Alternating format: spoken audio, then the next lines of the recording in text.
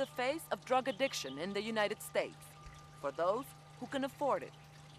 At this rehabilitation center in Miami, 24-hour meditation music, water fountains, and a New Age atmosphere. The cost, $30,000 for 7 weeks of treatment. I was in a fog, man. I didn't know what At the group therapy session, John Giordano, a recovered cocaine addict, asks each patient what brought them to the center. I'm Craig, I'm 22 years old, and my drug of choice was heroin. I'm Lauren, I'm 18 years old, and my drug of choice was meth. I'm Jimmy, I'm 20, and I was a heroin addict. Isaac McCormick is 37. He grew up in a wealthy part of California.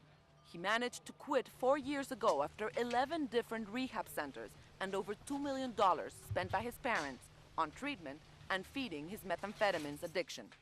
Just locked in a bathroom doing drugs, I couldn't, just do them out without locking the door. And I got to that point in my life where I didn't, all I wanted to be was high. Why? I didn't like myself. But he's always worried about a relapse. The devil on his back. His tattoos remind him of the dangers of falling back.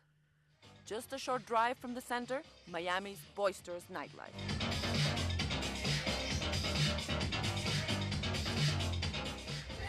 It's past midnight in Miami's South Beach, and the party is just getting started.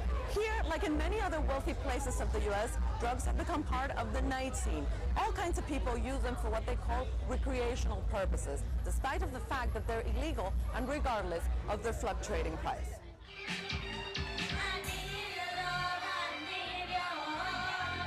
Research conducted in 2007 found that nearly 20 million people in the United States were current drug users, meaning they had used marijuana, cocaine, heroin, or other illicit drugs within the month of the survey.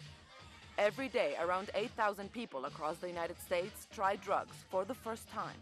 Not all of them end up in treatment. In fact, 75% of users are gainfully employed and use narcotics only occasionally. Melissa has lived in the U.S. for more than 2 years. She's a social user.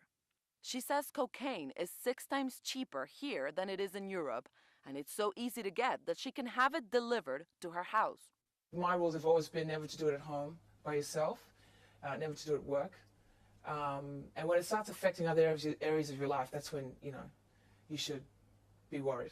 But none of those things have ever happened to myself or anybody I know. She's convinced that as long as there is demand for narcotics, then there will be people who supply it. Monica Villamizar, Al Jazeera, Miami.